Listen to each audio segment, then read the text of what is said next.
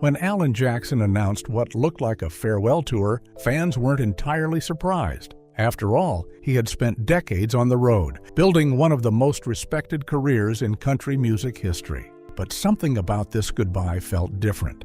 The performances carried more emotion. The words between songs sounded more reflective. And when he spoke about taking things one more for the road, it didn't feel like just another tour slogan.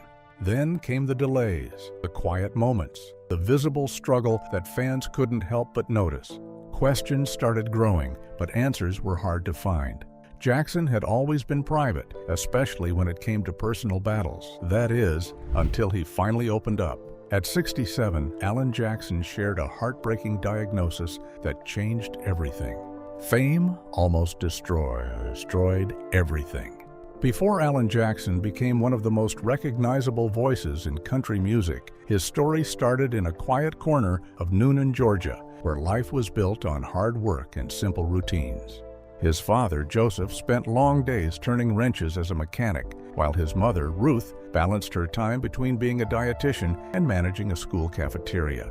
But inside that home, Ruth, known to everyone as Mama Ruth, was the real engine keeping everything moving. She was raising 5 kids while holding down a career, making sure nobody went without. Alan, the youngest and the only boy, grew up right in the middle of that love and structure, and one of the things that stuck with him most was her cooking. Even after the bright lights of fame found him, he never really let go of those roots. On tour, surrounded by all the glitz and noise, he would still ask for one thing backstage: a homemade lemon icebox pie, just like his mom used to make. It was his way of keeping a piece of home close, even when he was miles away. He once joked that not everybody appreciated it the way he did, even saying that Merle Haggard wasn't exactly a fan. Back in Georgia, life moved at a slower pace. It was the kind of place where love stories started young, and his did too. He met Denise at a local Dairy Queen, and before long, they were building a life together. On paper, it sounded like something straight out of a perfect small-town romance. But behind that image, there was a whole lot of struggle. When they made the move to Nashville, chasing a dream that felt bigger than anything they'd known, reality hit hard. Money was tight. Alan worked whatever jobs he could find during the week, then played music on the weekends, hoping something would finally click. Denise was working as a flight attendant, doing her part to keep them afloat. At one point, things got so rough that Alan sold his car just so they could afford their first home. Then, almost suddenly, everything they had been grinding for showed up. The fame came, the money followed. But instead of making life easier, it complicated everything. As Alan's career took off, their marriage started to feel the pressure. Rumors of infidelity began to circle, and the relationship that had started in their teenage years found itself in unfamiliar territory. Denise later opened up about how different reality was from what she imagined. She had pictured herself right there beside him, living the dream on the road. But instead, she found herself feeling distant from the life they had worked so hard to build. They tried to fix things.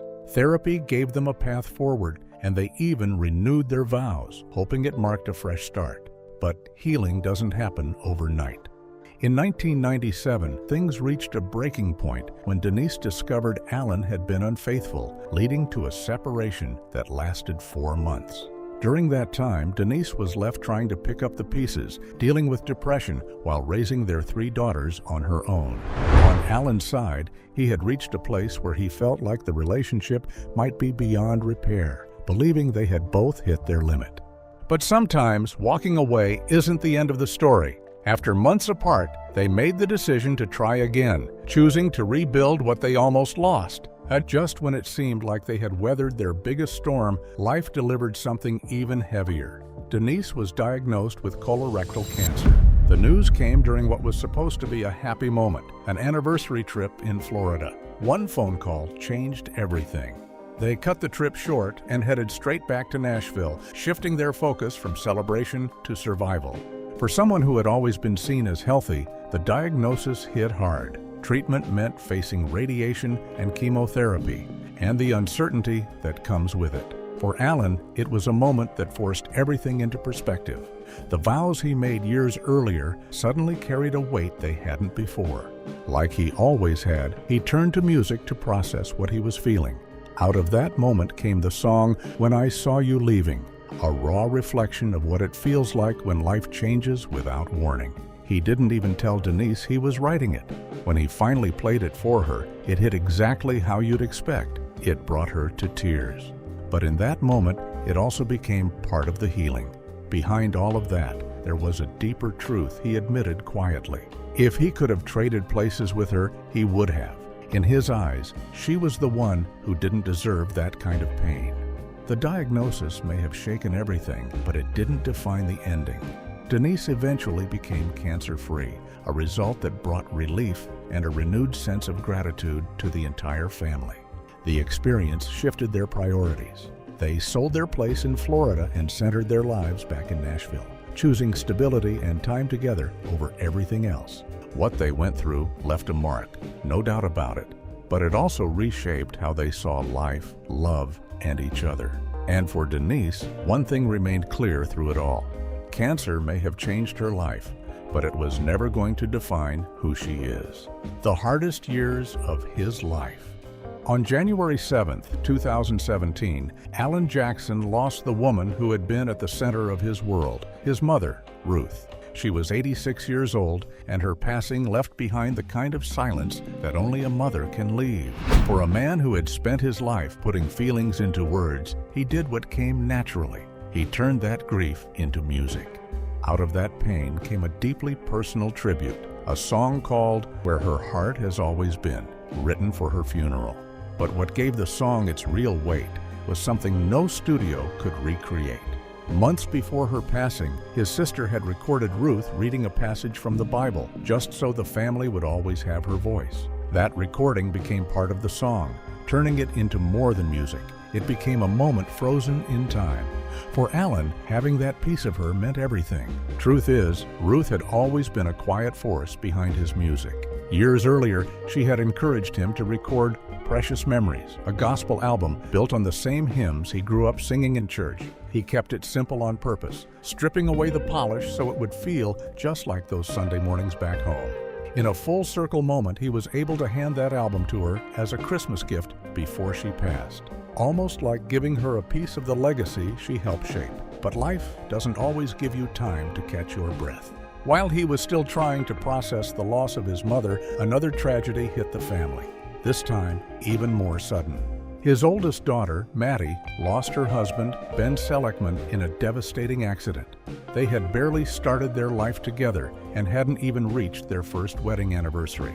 It happened on September 13, 2018, down in Jupiter, Florida. Ben suffered severe head injuries after slipping and falling from a boat dock. What makes it even harder to hear is the reason he fell. He had been trying to help someone onto a boat. One small act of kindness, and everything changed. He was just 28 years old. Ben left behind a family that loved him deeply, his parents, his brother, and so many others who felt his absence immediately. In the days that followed, both families reached out quietly, asking for prayers and support, showing that no matter how well known a family may be, grief hits the same way. Ben's story with Maddie had its own kind of rhythm. They first crossed paths at a mutual friend's wedding, but at the time, it didn't seem like anything serious. Just a quick moment, a dance, nothing more. It wasn't until 2 years later, when Ben was in Nashville working in law, that their paths lined up again. This time, he made his intentions clear. The first time he asked her out, she turned him down, but he didn't let it go. A few months later, he tried again, and this time she said yes. He drove nearly 4 hours just to take her to dinner. That one night shifted everything. From there, they built something steady, something real, talking every day and growing closer with each step. By October 2017, they were married, surrounded by family, stepping into what they thought would be a long future together. They even made small plans that now feel heavy in hindsight, like saving a special bottle of champagne from their wedding day to open on their 10th anniversary. It was one of those quiet promises couples make without thinking twice, assuming time will always be on their side. Ben was rooted in Tennessee. He studied at the University of Tennessee and later earned his law degree at the University of Memphis, eventually serving as an assistant district attorney in Nashville. People who worked with him saw him as someone on the rise, dedicated, kind, and grounded. The kind of person who left an impression without trying too hard. When he passed, the words used to describe him all carried the same tone: respect, warmth, a sense that someone good had been taken too soon. For Alan, the loss landed in a deeply personal way. He had spent his entire life surrounded by women, growing up with 4 sisters, then building a family with his wife and daughters. Having a son-in-law brought something new into his world, someone he could bond with in a different way. Whether it was talking about cars or just sharing quiet moments, it filled a space he hadn't even realized was empty. And then, just like that, it was gone.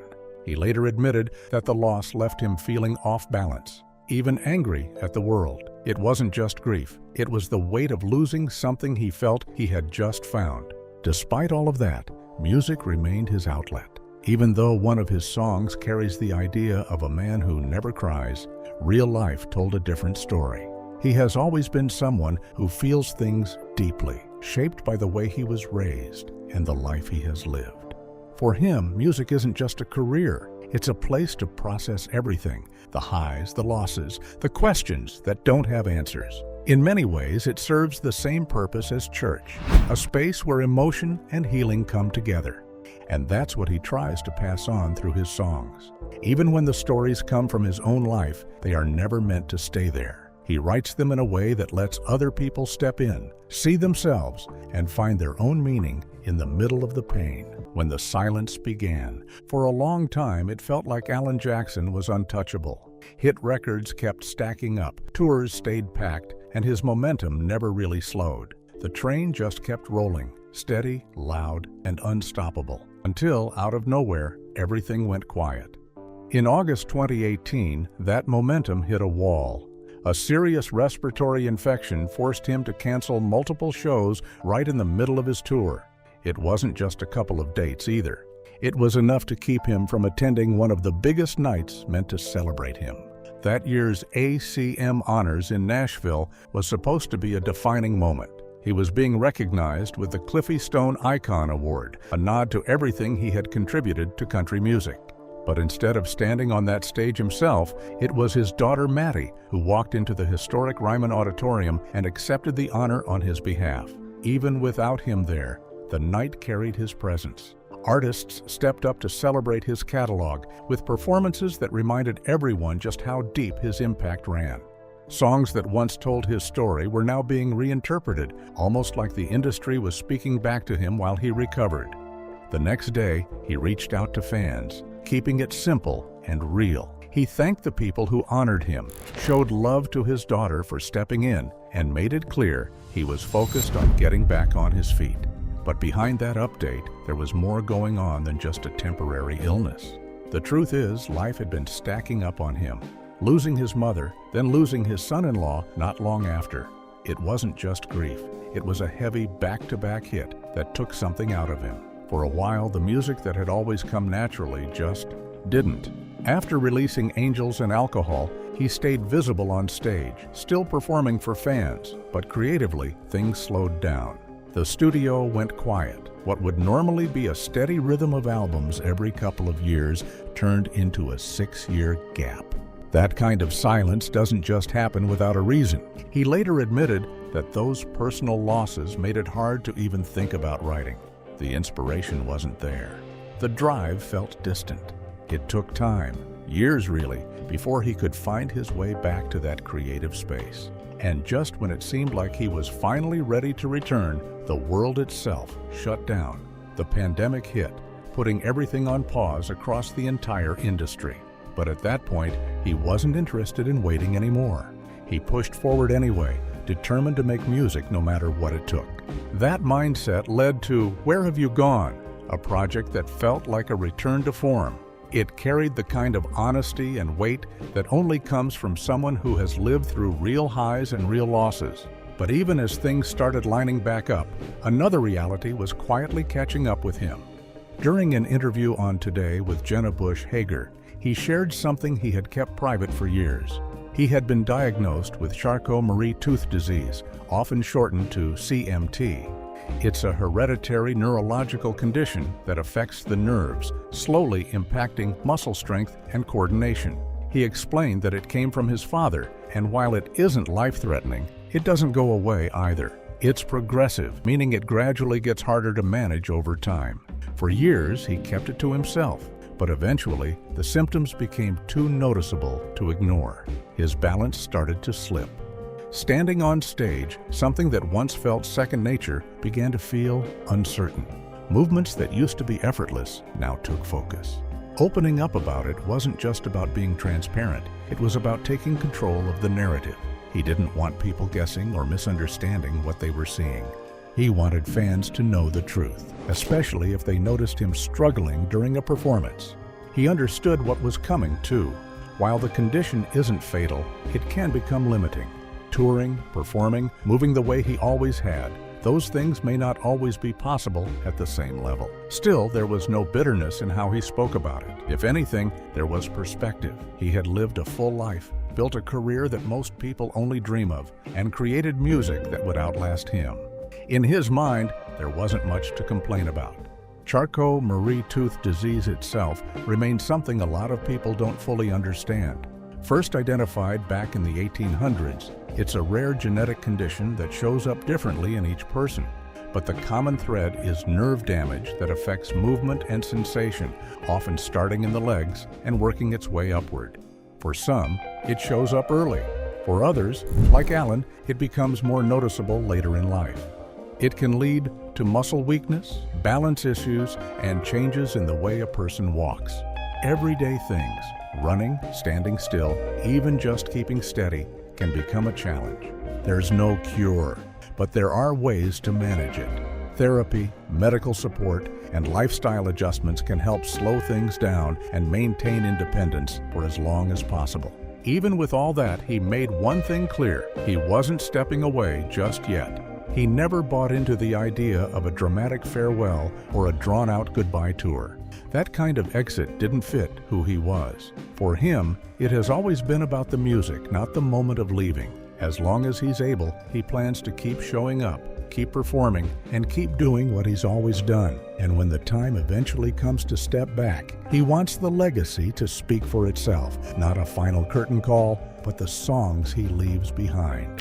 When fans heard his story, the response was immediate. Support poured in from all directions. People recognized the honesty, the resilience, and the quiet determination behind it.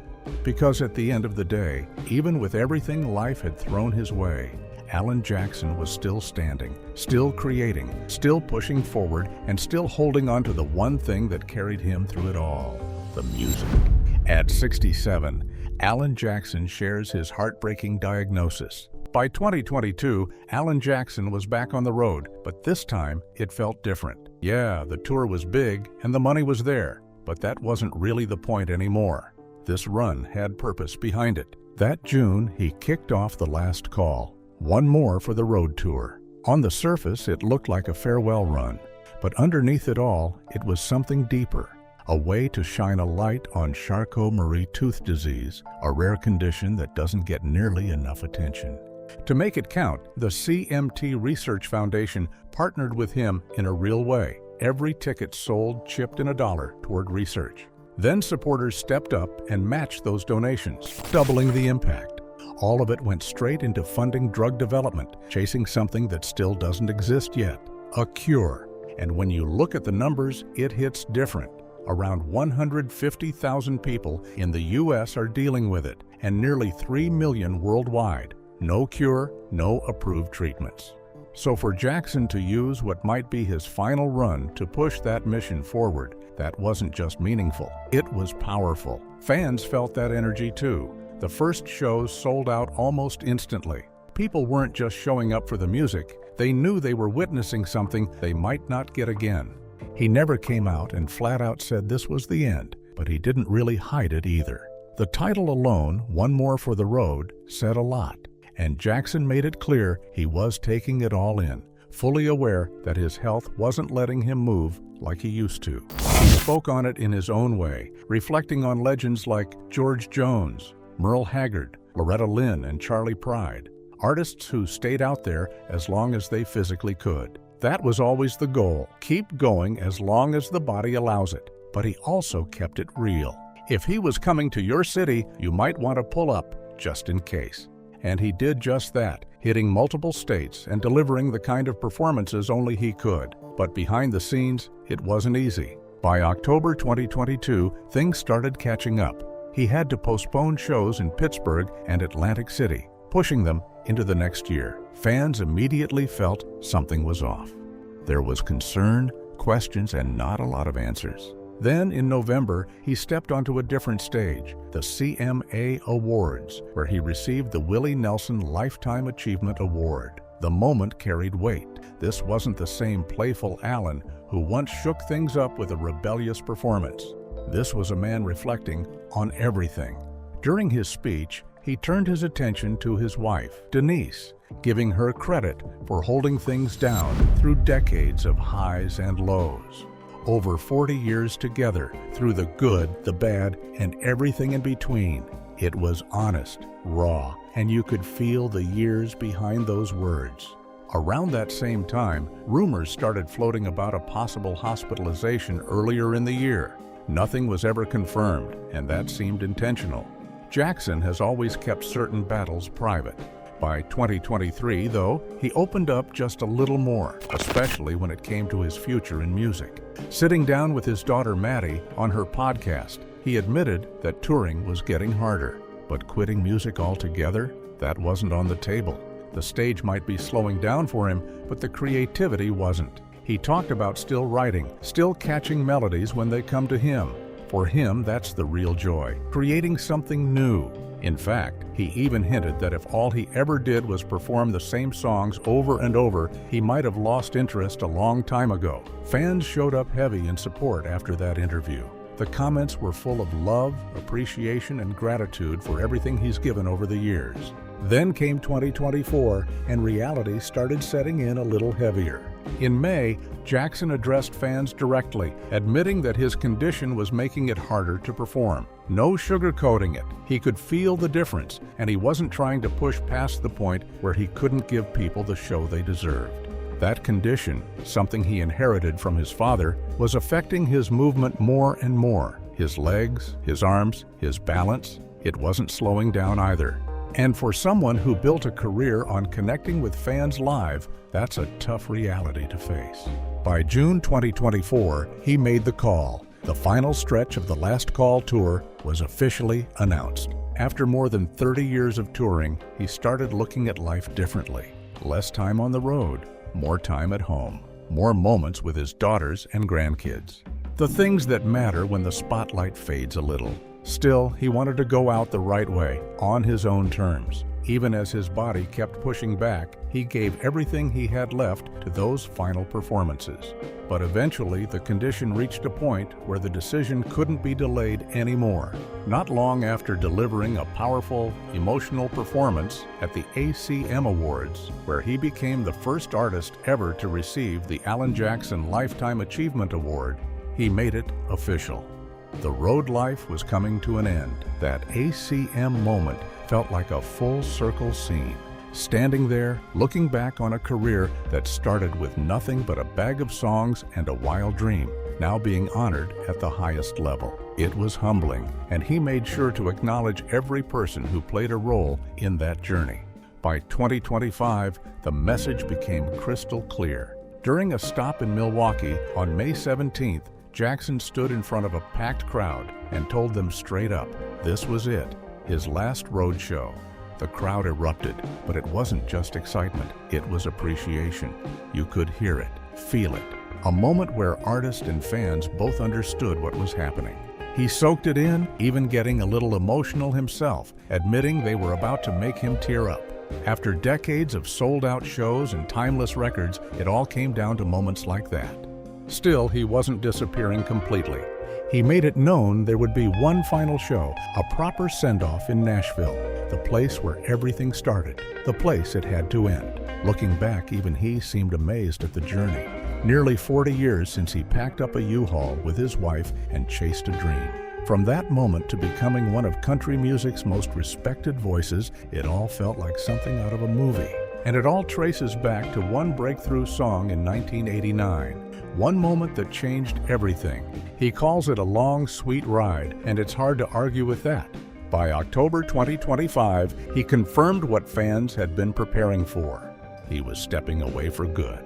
At 66, he stood in front of his audience one last time on the road and let it be known this chapter was closing, but not without one final night. The grand finale is set for June 27, 2026 at Nissan Stadium in Nashville. And it's not just a concert, it's a full celebration.